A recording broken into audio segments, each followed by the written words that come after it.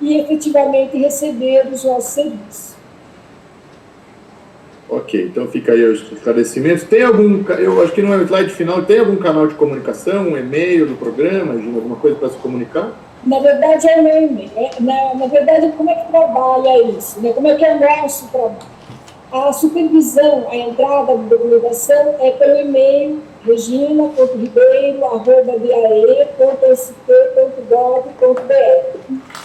Está na última página da apresentação, vou deixar aqui aberto. Aí, esse é o e-mail. Então, eu recebo a documentação, nós temos, cada município tem uma pasta aqui online, né, e a gente faz a avaliação. Já responde para o interessado em que estágio ele está. Então, todos os 10 itens são listados e a gente manda um checklist de volta para cada um deles. E ele sabe, eu estou precisando disso, eu preciso fazer isso. Eu quero fazer o meu plano de comunicação na educação ambiental do comitê. É possível? Você vai perguntar, eu vou responder, sim, é possível. Você escolhe a sua Câmara Técnica. Eu não tenho condena, já existiu um município que não tinha condena. Como é que eu faço? Centro comunitário, tem? Vai no centro comunitário, vê quem é que vai te ajudar no plantio, manda o seu plano de manutenção e zeladoria, a gente avalia. Tem as mudas, tem espaçamento, pratos culturais, como é que você vai fazer? E a gente avalia e responde, é possível? É possível dar andamento da forma que o município tem condições. Todos aqui têm suas especificidades e a gente trabalha com elas. Ninguém aqui é pertinente de não receber.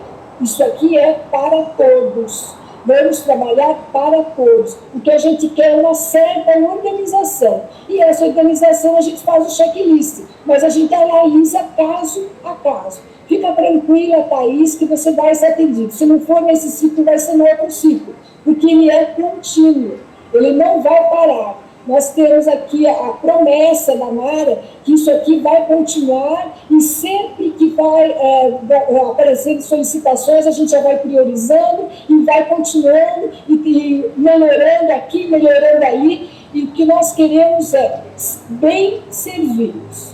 Vocês vão fazer a parte de vocês com a abertura para a entrada das máquinas, a manutenção e zeladoria, e nós aqui vamos fazer a parte interna agora. Cada um tem o seu time. Você não pode fazer a contratação de um estudo agora para apresentação na CETESB, ou você não tem local de depósito de lodo, que é uma problemática das prefeituras. Eu não tenho local. Existe cerâmica que aceite o seu lodo inerte? Você pode verificar isso. Existem problemas erosivos que possam ser, digamos assim, minimizados com o seu lodo seco, inerte? Então, essas tratativas, esse planejamento do município é muito particular. Botucatu pede para fazer reposição em processos erosivos. A gente sabe o processo erosivo que é Botucatu. Então, a gente vai para um trabalho em processos erosivos. Amparo queria fazer a colocação na cerâmica. A cerâmica ia pegar o lodo inerte dele. Ótimo, a gente vai para a cerâmica, deixa lá, ele vai trabalhar daquela forma. Os outros não, cada um arrumou o seu ponto de depósito de lodo licenciado. Então, seja cerâmica, seja o processo erosivo, tem que existir um licenciamento. Então, aqui, por que a gente trabalha com isso? Porque a gente tem que ter um respaldo. Ninguém pode chegar na ouvidoria do DAE e reclamar, olha, porque você está fazendo um trabalho errado. Não, eu tenho um documento que o município licenciou para fazer dessa forma. Por isso que a gente fica assim, tão, digamos assim, cheio de dedos e tem que ser licenciado. Porque senão qualquer um pode reclamar, o lodo tem um certo odor, o lodo está num local que eu não gosto, a coloração dele é muito escura. Existem ações aí, problemáticas que aparecem ao longo do caminho. E com os licenciamentos a gente minimiza esses problemas, trabalha com todo mundo, cada um tem a sua especificidade, como eu já falei, cada um tem a sua dificuldade, e a gente está aqui para atender a todos. Thaís, fique tranquila, traga sua documentação, vamos conversar e você pode ter certeza que vai ser atendido. Muito obrigado, Regina. Consulto aos membros se há mais alguma dúvida, aproveitando aí a presença da equipe do DAE. Só relatando, Regina, que aqui na Câmara também muitos municípios têm relatado os benefícios, né? Principalmente nas chuvas, aqueles que fizeram no ciclo anterior, né? O destaque é o córrego do Enxofre e alguns outros. Os benefícios para o Capivari, né? São membros aqui da Câmara e relataram já os benefícios de usufruir, vamos dizer, desses serviços já nesse último período chuvoso, né? E também alguns que vieram aqui fazer o plano de comunicação, né? A gente emitiu as declarações junto com a Secretaria Executiva. A CTMH também está super à disposição aqui dos nossos municípios para que forneça esses documentos, né? Traga aqui a apresentação. Me lembro que mais recentemente, em Indaiatuba e Piracaia, que fizeram a apresentação aqui na Câmara, e com destaque a Piracaia, né? Piracaia, acho que é um município, né, que tem um papel fundamental aí para a gestão das descargas Tema Cantareira, e essas intervenções, né? Até tivemos que fazer um ajuste aí nas descargas na última semana para que pudesse baixar um pouquinho a cachoeira, para que os serviços pudessem se desenvolver da melhor forma possível. Né? Bom, acho que é isso, então, agradecendo a UDAE, acho que essas ações também, né, a gente que aqui acompanha historicamente essas ações de assoreamento, sabe o quanto o serviço de assoreamento é um serviço muito perecível, né, no tempo e a depender das condições. Então, essas ações de contrapartida, de zeladoria, dos cuidados ao longo do tempo, por parte daquele município que recebe os serviços, é fundamental, né, para que esse enxugar gelo que a Regina disse, não seja algo muito rápido. Né? A gente sabe que tem um prazo de validade de assoreamento, mas que ele possa se estender por um tempo um pouquinho maior. Né? Então, acho que não temos mais colocações. A ideia era trazer um pouco mesmo essa prestação de contas e como fazer essa adesão. Então, agradecemos ao DAE, né? Fiquem sempre à vontade. Talvez, quando tiver Piracaia finalizado, voltar aqui para apresentar um pouco isso. Fique à vontade, Regina. Eu gostaria de fazer uma colocação. Que a gente trabalha com a parte de assoreamento, mas sabe o quanto é importante a parte de drenagem do município bem feita. As galerias, aí os piscinões, nós sabemos de municípios aí que têm planos diretores já desenvolvidos há algum tempo. Nós gostaríamos de pedir ao comitê que auxiliasse aí a esses municípios, né, que eles vão precisar dessas galerias, desses piscinões, desse andamento aí das bocas do lodo, dos PVs, né? E que a gente conta aí com o auxílio dos comitês para auxiliá-los, porque eles precisam. Eles precisam, as mudanças climáticas chegaram aí de forma muito efetiva, alguns têm projetos, alguns nem projetos têm. Então, a gente conta aí com a colaboração dos comitês, porque a gente faz uma parte, mas sabe que o município precisa de muito mais e cada um auxilia da forma que pode. Contamos com vocês também, muito obrigada pelo convite, estamos aí, dependendo do andamento, podem convidar, a gente vem aqui, explica como é que andam as coisas e boa sorte a todos. E mandar um abraço para você, viu, Regina? Com você pilotando esse trabalho, eu tenho certeza que vai ser um sucesso. Grande abraço, Regina. Prazer em revê-la. Obrigado. Prazer é meu. Perfeito. Bom, com isso, então, agradecendo aí o DAE pelos esclarecimentos, acho que as questões também dos membros foram colocadas aqui. Agradeço, Regina, Carlos, sei que vocês têm uma agenda intensa, fiquem à vontade para continuar conosco. Caso tenham outro compromisso, e com certeza tem, fiquem à vontade também para se desconectar e tocar a agenda por aí. Muito obrigado. Até. Bom, continuando aqui a nossa pauta ordinária desta manhã, vou só compartilhar a tela com os senhores.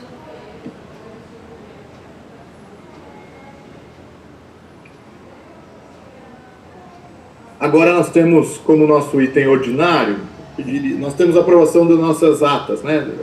De forma extemporânea, nós temos 2 atas para aprovar hoje. Eu pediria ao pessoal da Secretaria Executiva se puder projetar a primeira ata. Essa primeira ata é uma ata, na verdade é uma memória técnica de uma reunião de GT-Rede, que o nosso regimento aqui do comitê diz que, claro, cada GT aprova suas memórias técnicas.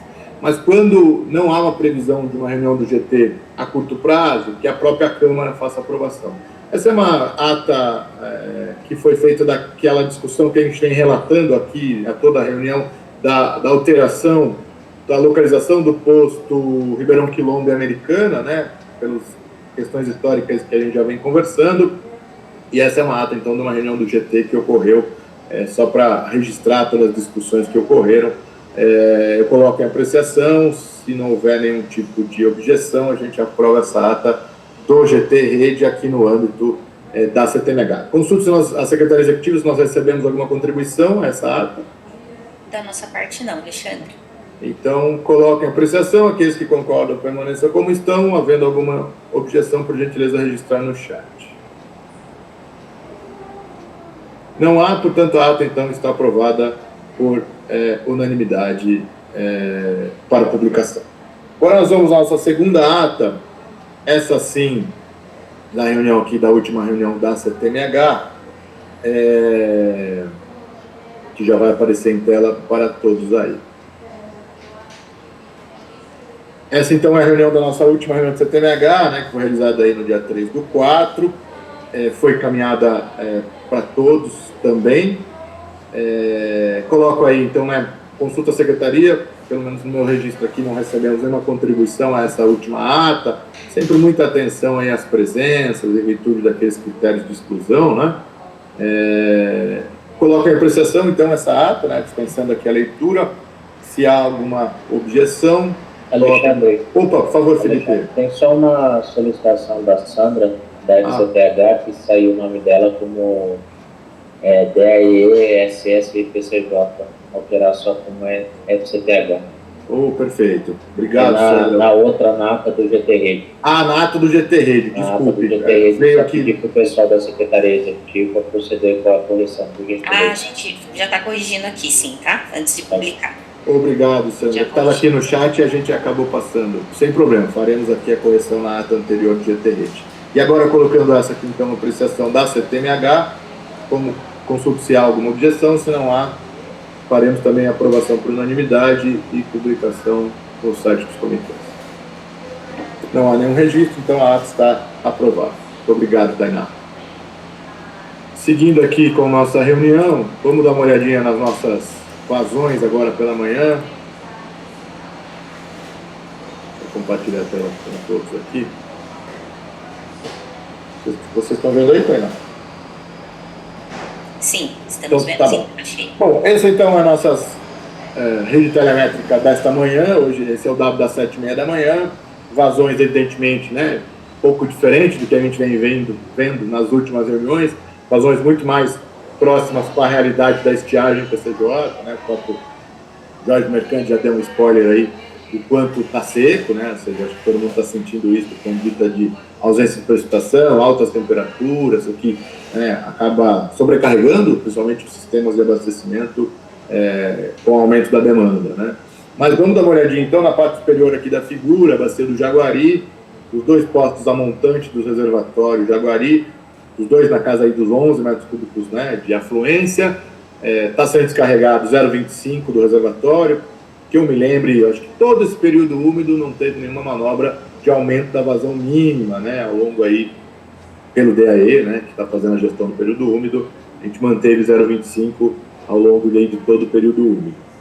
Descendo o rio Jaguari, Guaripocaba, ali em Bragança Paulista, 1,18, Buenópolis, 4, Bernardo Figueiredo, já chegando ali em Pedreira, 4,5, Bernardo Figueiredo de 5,59, lá em Jaguariúna, Ricardo, acho que está por aí, eu vi ele chegando aí lá da prefeitura, 4,89, né, sempre é um ponto de atenção, a hora que esse posto começa aí se aproximar de 4, 3 e alguma coisa, mas principalmente 4, é sempre uma barreira de um estágio de atenção para Jaguariúna e, evidentemente, para todo o jusante do Rio Jaguari ali, basicamente, né, a gente tem vários usuários ali, a BEV, a Replan, e naturalmente municípios como Limeira, né, o próprio Cosmópolis, que tem uma outorga sazonal ali, né.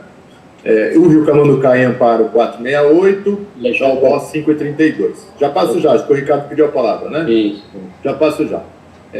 Azeferino Vaz ali em Paulínia 10,49, o Zinister 10,94 e o último posto que a gente tem no Jaguari, né? A gente mantido aí um estreito contato com a Ginomoto, com a BRK Limeira, 10 metros cúbicos por segundo. Veja que já são vazões que se aproximam muito daquelas vazões de estiagem que a gente está acostumado lá para setembro, agosto, a gente já está vivenciando aqui no final de abril, começo de maio, né? Então agora eu passo aí por uma rodada dos usuários do Jaguari para relatos, né? E o Ricardo Jaguariúna, peço desculpas aí, já está inscrito, fique à vontade, Ricardo. Oi, bom dia, me escutam? Estão me ouvindo? Perfeitamente. Bom dia, Alexandre, bom dia a todos, obrigado aí pelo espaço. Só para colocar aí, já começar a trazer mais informação, né? Agora que a gente está já num período bastante seco, a situação aqui do rio é boa, né? Não é ruim, temos aí uma vazão ainda aceitável, né? Porém, o que eu queria chamar a atenção, que é um assunto que faz tempo que não é necessário falar muito, mas o quê? Como a gente está com uma expectativa de tempo bastante seco, né? A operação da Bernardo Figueiredo agora, né? Começa a virar um fator sensível, né? Por mais que a vazão esteja em queda, né? Enquanto estiver nesse patamar de 5 aqui, a gente não tem problema e os colegas ajusantes também não. Porém, se a Maeg começar, né? Se o grupo Maeg começar a operar com mais vontade, né, com mais frequência, aí a gente pode começar a já cair naquela situação mais desconfortável e de maior alerta. Não é o caso no momento, a gente está em torno de 5, né?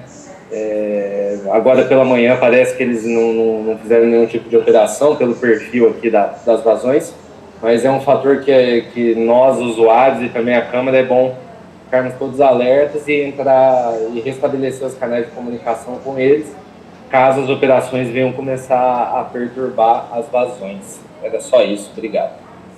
Ótimo registro, Ricardo. Bom dia, obrigado, né? Tem uma regra operativa estabelecida para a Maeg, né, que a gente construiu aqui no âmbito da CTMH e validado depois pela ANA, pelo DAE, né, que diz claramente que abaixo de 4 metros cúbicos por segundo, quando a vazão estiver abaixo de 4, igual ou menor que 4 metros cúbicos por segundo no posto de Jaguariúna, a Maeg não pode fazer variação de nível do reservatório, né? Ou seja, a defluência tem que ser igual à afluência, né? E claro que a gente monitora isso e contamos muito com o apoio dos usuários, né, para observações na captação, né? E a própria Jaguariúna, que é o primeiro usuário, logo ajusante, né, também tem esse canal de comunicação direto lá com a Maeg, que é a operadora da barragem Bernardo Figueiredo, mas de fato, né, com vazões muito nessas casas decimais, que a gente costuma dizer, qualquer perturbação no rio pode trazer consequências ajusantes, com certeza.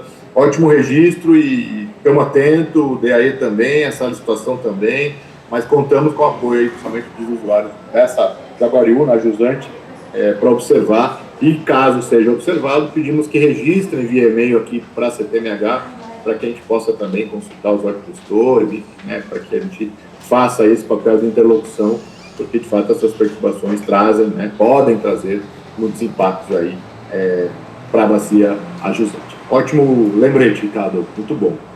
Mais alguma consideração sobre o Jaguari? Não sei se o pessoal da BRK está por aí, o Eric, o Ginomoto, fique à vontade. Acho que não.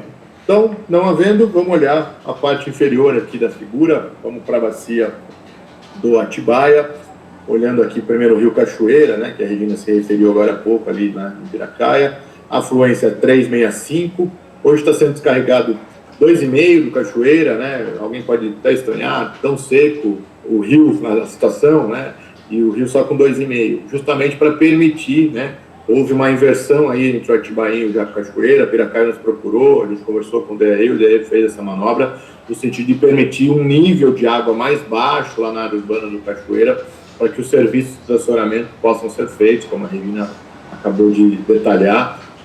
Então, por um período aí, né, a gente vai ter o Cachoeira precisando ficar um pouco mais baixo, para que as intervenções, né, de limpeza e desacionamento possam acontecer, tanto acesso às margens, quanto facilitar a retirada do lodo, principalmente, né? Então, o Cachoeira hoje descarregando 2,5 e o Piracaia Centro com 3,11, representando ali pouco mais do que esses 2,5, né, que está sendo descarregado.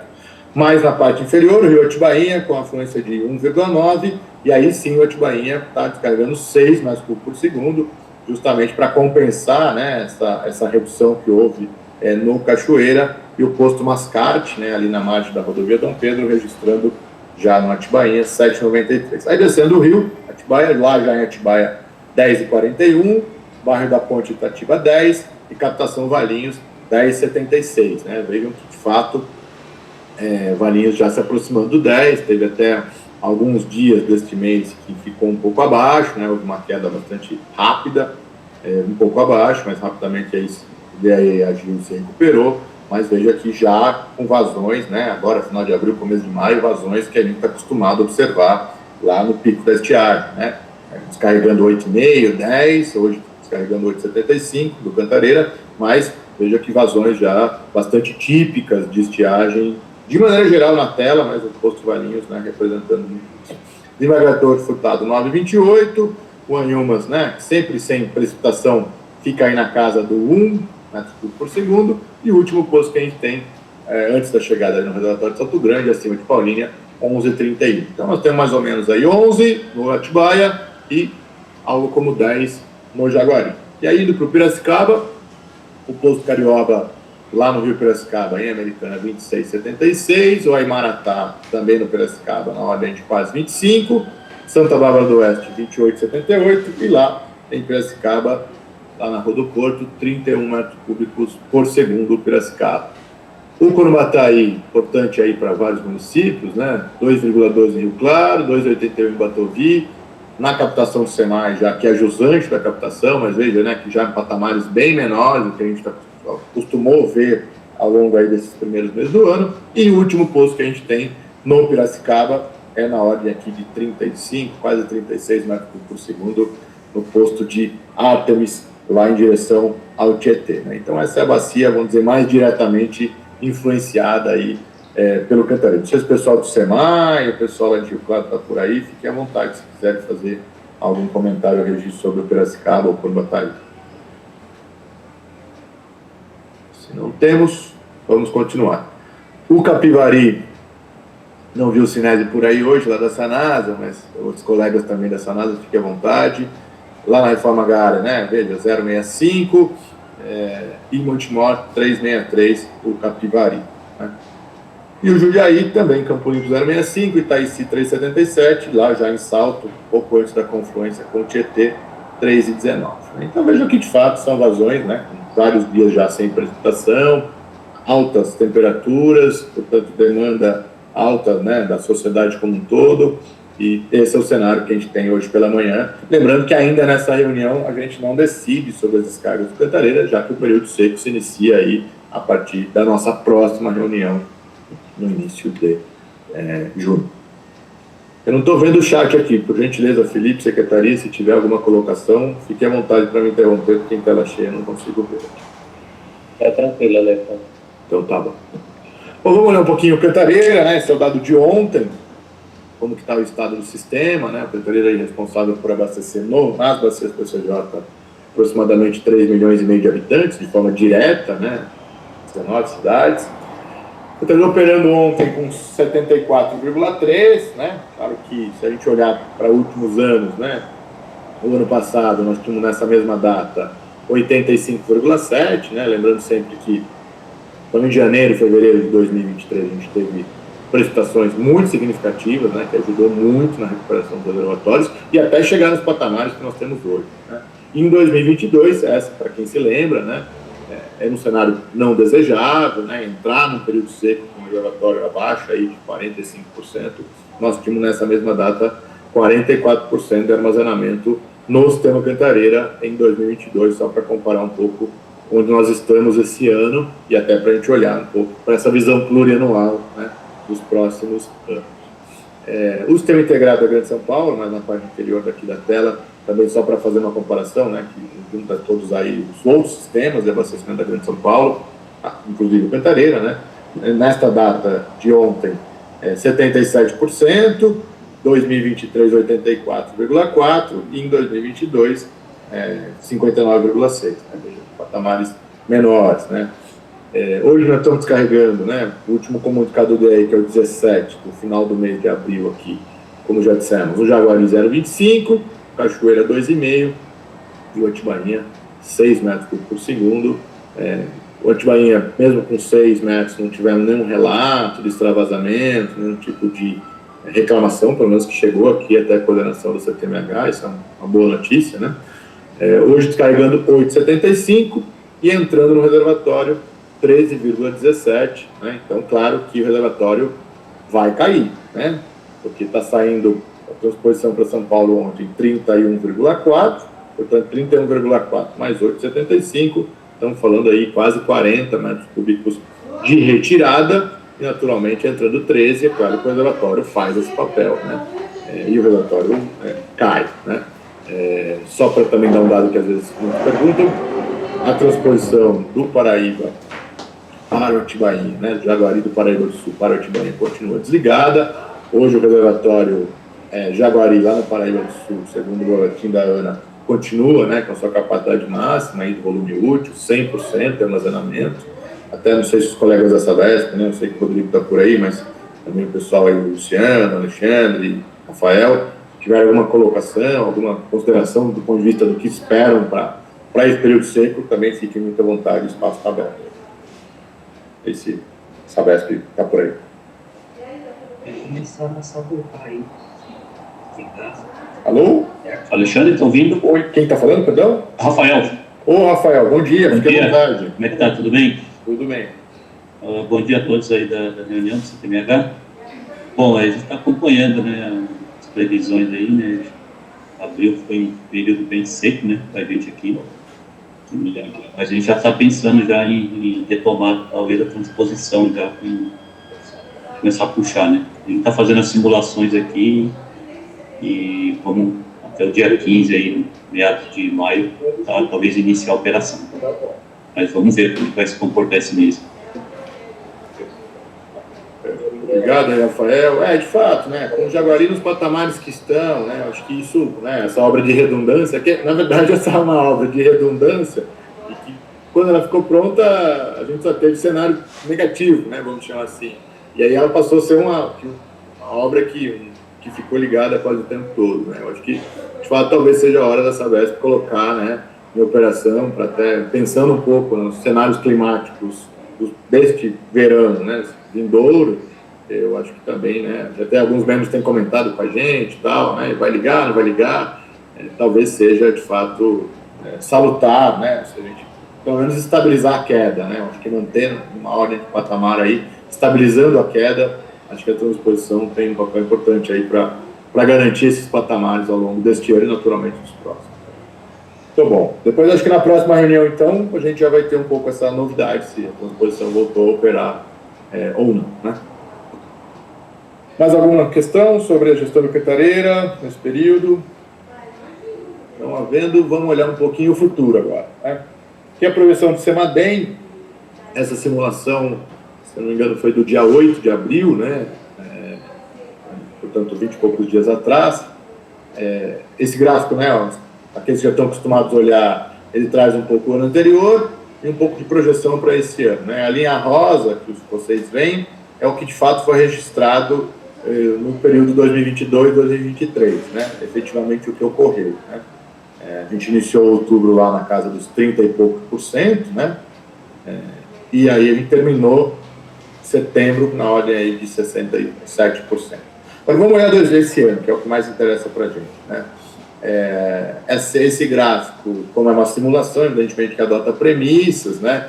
A premissa da Sabesp olhar, observar a transposição para São Paulo no meio da faixa, né, normal, que ela tem operado. Ela considera a transposição do Jaguari para o Atibainha de 5,13, mas só quando nas situações onde o volume da simulação estiver abaixo de 60%, e ela considera de retirada do PCJ, talvez um pouco conservadora, de 3,2 de média do período úmido e de 7 para o período seco. Acho que é um pouco conservador, mas é uma premissa de simulação. Essas são as premissas que estão no boletim do CEMADEM. Então, para quem lembra um pouquinho dos gráficos das últimas reuniões, ou quem acompanha os boletins mais de perto, vai perceber que o delta entre, vamos dizer, o cenário mais pessimista e o mais otimista tem diminuído muito, né? Esse range estava, às vezes, na ordem de 40%, 50% até, entre o cenário mais pessimista e o mais otimista. A gente percebe agora que começa a haver um achatamento em virtude, claro, da redução das precipitações esperadas, históricas, né, para o período, né, principalmente aí maio, junho, julho, agosto, setembro já começa às vezes umas primeiras gotas aí, mas são meses de baixa precipitação, né? Então, olhando aqui para o gráfico, a gente percebe, então a linha roxinha aqui, ela terminou em abril porque é o de fato observado.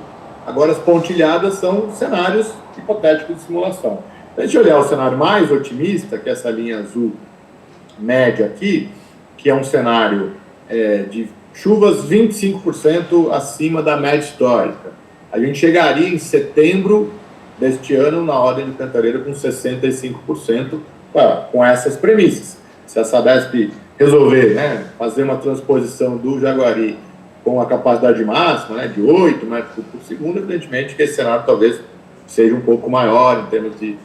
aqui ele olha basicamente com essas premissas. Quando a gente olha os cenários mais pessimistas, por exemplo, o cenário laranja, usa as vazões críticas de chuva, e as vazões críticas não, a chuva crítica de 2021, a gente chegaria em 47. Se a gente olhar o pior cenário, a gente chegaria com chuvas metade da média histórica, ou seja, daqui até setembro, se chover metade do que é esperado em termos de média histórica, a gente chegaria com essas premissas de retirada e afluência com 42%. Então, um cenário mais pessimista, 42%. Um cenário mais otimista, 65% na visão do CEMADEM. Evidentemente que isso, para o ano seguinte, depende muito aí das chuvas do próximo verão, mas veja que é uma situação um tanto mais confortável do que os últimos anos, mas claro que é um sistema que não existe paz, né, na gestão desse sistema, porque são, né, mais de 10 milhões de pessoas que são abastecidas, tanto no PCJ quanto na Grande São Paulo, portanto, é sempre, como o Rafael disse, olhando mensalmente, fazendo essas projeções, mas está aí o boletim do CEMADEM para a gente olhar o Cantareira até setembro deste ano, e mês a mês a gente vai atualizando, evidentemente. Né?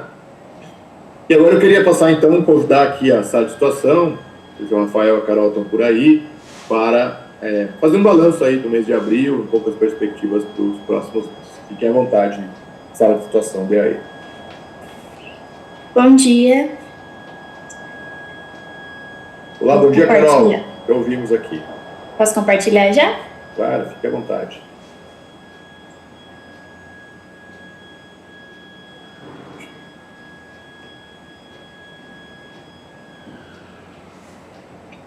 Aqueles que estão conosco que não registraram presença ainda no chat, não esqueçam de fazer.